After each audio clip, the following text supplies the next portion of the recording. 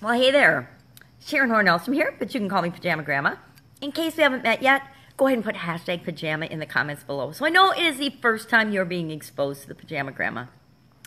Today, I'm still messing with this cold and cough and nonsense in my throat and head, but still got stuff to do, so I keep moving forward. I did my webinar yesterday, even though I had a couple of coughing jags in the middle of it.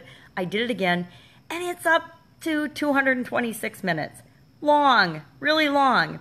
It's got me to thinking, maybe it's just too much. Maybe what I'm offering is too overwhelming and too much, just too much stuff. It's kind of like I'm dumping my 45 years of experience in running and owning businesses and supersizing and growing businesses, plus my 25 years of corporate America experience, and I'm taking everything I know and everything I've learned in all those years and mushing it into a course and program, and I think it's maybe too much. I think it's just overwhelming and too much information. Now, I've actually boiled it down to make a simple process that people follow, but I think that it's just too much. I think it's so overwhelming that I might need to cut back on it.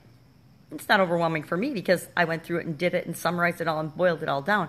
But I think as I describe it, it just sounds like, oh my God, this is way too much. I don't know that I'm going to be able to do it. And so I think I have to, at least, I still want to offer all of it. I just think I have to find a simpler, easier way of explaining some of the things so that people don't feel overwhelmed and like it's too much. Because I'm thinking, if I'm thinking it's too much and I did it all and do it all, will other people think that it's too much? Maybe I just need to put it in front of a few people and get some actual honest feedback. But it's a little difficult to ask people that aren't in your target market to spend 2.5 hours listening to something for you and giving you feedback on it. I'll find some beta listeners and reward them kindly for actually listening to it and giving me feedback. That's what I'm going to do today. I just thought of that. All right, cool. I love talking to you. It gives me ideas. So I'm going to find some beta testers to listen and give me feedback on that. I've got a couple of people that have been listening to it as I practice. I'm actually practicing it. I don't know about you guys, but when it comes to presenting things, I got to practice. I've always had to practice. And that's interesting because the Daily Scare Share today is about performance anxiety, which of course made me snicker because what do you think of when you hear the term performance anxiety? Pretty much everybody thinks of either sex or tests, right, in terms of performance anxiety.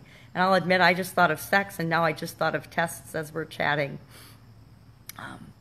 Actually, I had terrible performance anxiety on tests when I was young. I've actually put that behind me and forgotten about it, but when I was a kid, I was terrible at test taking. I was good in school, but when it came to taking tests, terrible. And it wasn't until probably even in college, I had performance anxiety my first year or two of college with respect to taking tests. I would do all this stuff and participate and everything. When it came to tests, I would just choke.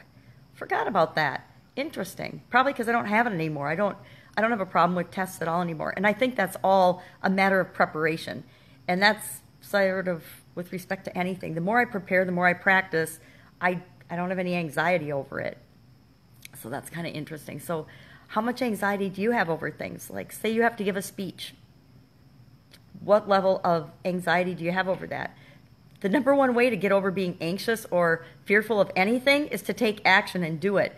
You know, think of how many times a professional athlete practices their craft, their sport. You know, how many hours of golf has Tiger Woods played? How many hours of tennis have the Williams girls, I guess they're women now, but played? How many hours of any professional sport or any professional thing have athletes actually performed and practiced and played by the time they actually go to the Olympics or do whatever? That's a great analogy to think of. You know, so often in businesses and in our lives, we think that we just show up, and actually that's a really scary thing, the amount of the population that thinks that all they have to do is show up, and we should be happy to be graced with their presence, the fact that they showed up at all.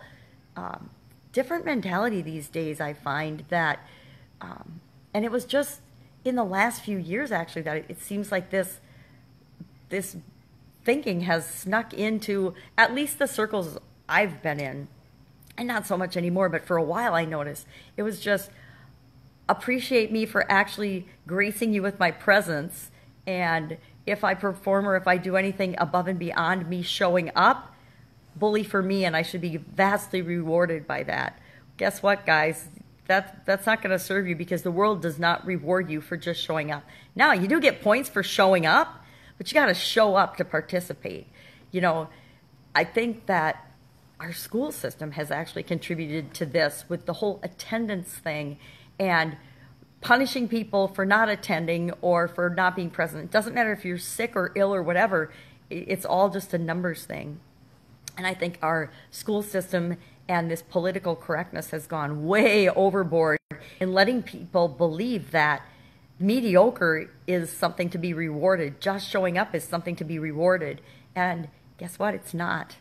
Just showing up is the minimum entrance for anything that you want in life. If you don't take action and show up, nothing's going to happen for you. But just because you take the action to show up, like get your ass there, doesn't mean you're going to be rewarded or get the results that you want. You actually have to do something, take action, think a certain way, and participate in your life. Okay, that's a rant. I guess that's a topic for another day. But that has to do with performance. You have to actually perform you have to actually do something. Performance means action, take action. You actually have to take action and do something toward what you want to get the result of what you want. It's never going to happen by sitting on the couch and sipping coffee and eating bonbons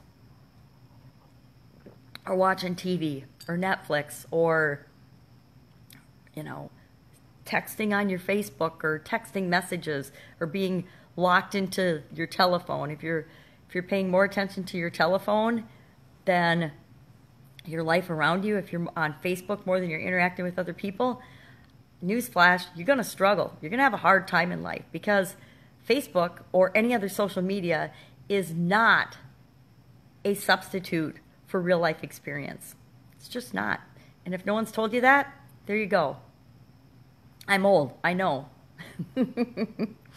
So that's what I'm thinking about today. Thinking about my offer, thinking about it might be too much, so I better get some beta testers to take a look at it, because I can pare it down. It's not a problem to pare it down. Maybe I just need to take it down a level and provide a level of service that's less but easier for people to absorb and actually participate in and take action on than the whole shebang. But I really want to automate the whole shebang as part of my supersizing my business. So it's kind of why I want to do that. Anyway, I hope you have a fantastic day. I am going to get to it because I've got a lot to do. I want to do my webinar again today. Probably won't be pared down yet, but it's just practice, so I need to do practice. And then I'm already to the point where I need to get it in front of my actual target audience. I've practiced enough on my poor Facebook group. They've had to see the good, the bad, the ugly, the long, the bad stories, me struggling through stories, because I try to share way too much. The biggest disadvantage of being older and having more real life experiences is you want to tell everybody everything so that they don't make the same mistakes that you've made. Unfortunately, you can't do that all in one fell swoop or one little webinar or one little web class. So maybe I'm going to have to break that down and do some actual trainings with people and share more so that they can be more prepared. And I can share more of, you know, some of the stuff I've done well, some of the stuff, I don't really share very much stuff that I've done well. I mostly share what I've messed up, because we learn more from the things we've messed up, the things we haven't done right, than we ever learn from the things that we do right, from our successes. And I challenge you to look back in your life and ask yourself those questions, because I think that there's this fantasy out there that we need to succeed all the time, and that people that don't succeed get paralyzed because they're so afraid of failing. They think that they have to succeed at everything they try or they're a failure, because that's what's portrayed out in the universe, especially in this day and age of massive social media. People are just sharing the highlight reel of their life. They're just sharing their successes. So as the rest of us are sitting back and watching this, we forget that we're watching the highlight reel. We forget that we're watching reality TV. We forget that people are just showing us what they want us to see, the good stuff. Because It's all the failure and all the stuff leading up to the good stuff that allows you to experience the good stuff. And how do we counteract that? I don't know. Curious what you think. So that's it. Go out and have a fabulous day. I will see you tomorrow with day 215. No. Day 202. Listen to me mixing up my Facebook Lives. Day 202 tomorrow. 200 days of sharing what I'm doing to transition from offline to online businesses. It's been a fun ride. It's going to get funner. As if funner was a word. See you tomorrow. Pajama Grandma out.